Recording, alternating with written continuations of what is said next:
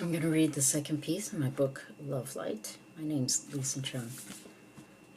The poem is called Hope and the Symbology of Tim Robbins. 1. I am walking towards the pier in Hermosa, and the sun is lighting up all the tiny chips of mica mixed into the black pavement. When I squint only a little, it looks like I am walking a path all lit up with tiny stars. I breathe in with my eyes, all the tiny stars. I get to the pier, walk to the end of it, and look out at the ocean. The sun is dancing on the ocean too, out in front of me, a field of tiny waterborne stars.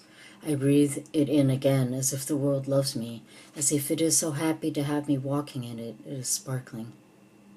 It's Wednesday, and today it feels like my only job is to breathe. Yesterday, all I thought of was killing myself. Not literally, but to not have to go on was all I could think of. Life has been too hard. Being a poet is hard.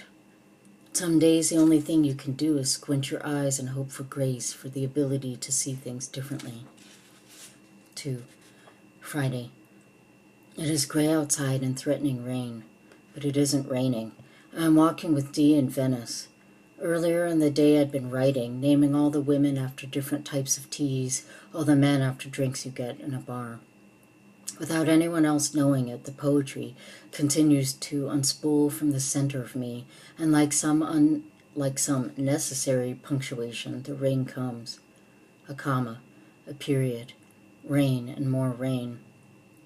Dee and I duck into a shop full of vintage drinking glasses made of ultra-fine, ultra-thin glass, and smooth, deep, white bowls made especially for soba noodle consumption. This is the kind of world I want to live in the world of the white bowl made expressly for soba noodle consumption. We turn to go to the back of the shop. Coming down the steps and looking right at me is the actor Tim Robbins. He looks at me, I look at him, like we know each other. I say hello like we know each other. There is an incredibly open and relaxed air to him. I don't know almost anything about him except having seen him in a bunch of movies, but in that moment I read him as someone owning all the myriad parts of himself. If he was ever disenfranchised from these parts, he has brought them all back together and formed something whole. Because of this, I feel larger and more beautiful. I believe this is how things work, that you can pull yourself together from the inside and raise up the level in a room, a street, a town. We can save each other a little at a time this way. 3. In line with the kind of rigorous symbol excavation I am prone to, I give this Tim Robbins sighting some serious thought. Here's what I come up with. That I recently saw, again, Shawshank Redemption, in which he is the lead actor. That this is one of my favorite movies. That in it, Tim Robbins plays the character of a smart man, a banker, who is wrongfully imprisoned for 2 life sentences, but who says to his fellow inmates, and particularly to his good friend Red, played by Morgan Freeman, there are places in the world that aren't made of stone, that there's something inside that they can't get to, that they can't touch. It's yours. And Red says, what are you talking about? And Tim Robbins says, hope. 4.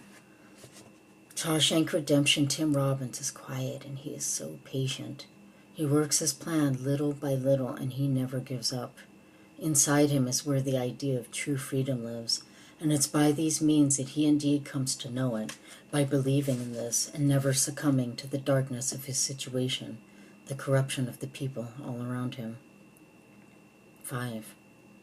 Yes. 6. Dee and I keep walking. We walk over to where we can see the ocean and we walk alongside it. We walk for a long time. The rain breaks and with it some mottled bits of light appear far out on the ocean. They dance there. They turn even the grayness, this lack of color itself, into a spectacular jewel. Gray with a kind of fire in it. We're talking and I suddenly have a clear and unhindered vision of who I want to be, of my potential, and some sight of the future, like that gray fire way out at the horizon, and unlimited by my being reasonable. It is so clear and inarguable, just like I've seen it flashing as a calling in my inner eye over and over again last year and the year before that, all my life, if you really want to get down to it, and that I've been fervently resisting, mainly because of how difficult and impractical it is, that I want to write and publish books. And even though this seems to me completely unreasonable, totally insane, and sometimes even shitty, a shitty thing for God or my higher self to want for me, I know by now, I know it from knowing it the hard way, that not heeding the call will result in no good thing. 7. To live without living is equal to dying. 8.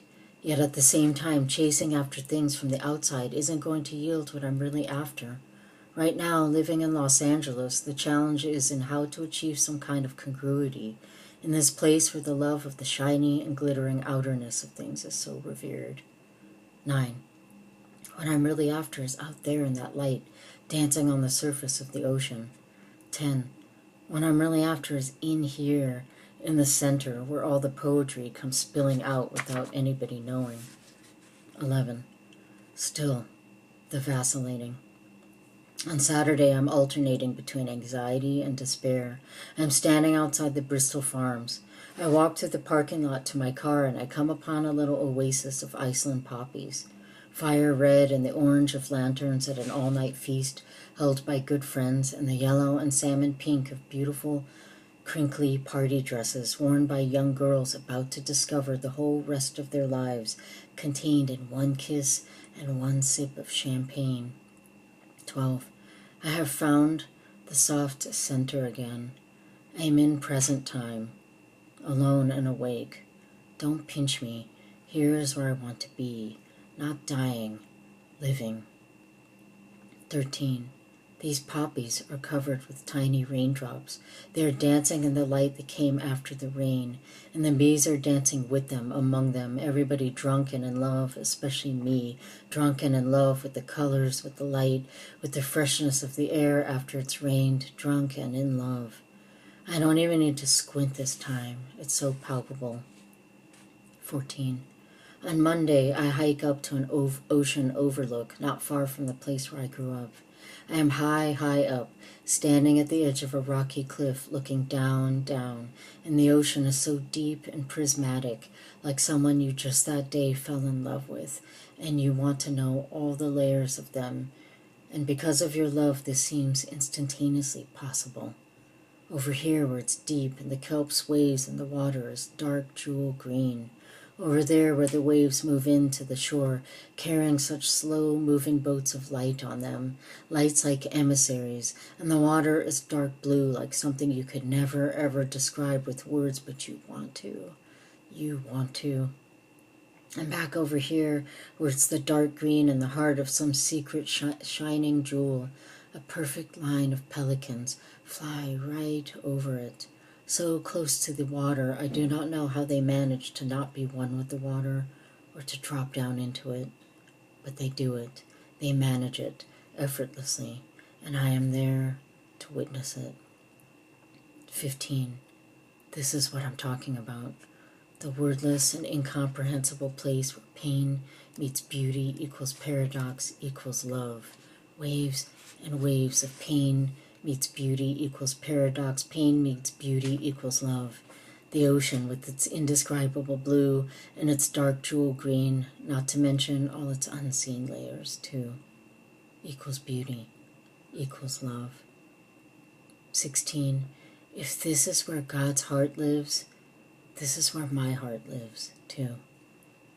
17. And so it is, I wonder, if in some moments, the best moments, if God and I are one and the same. 18. What was out there is all at once in here. 19. What's that I'm talking about? 20. Hope. Hello, Tim Robbins. Me too. I am talking about hope.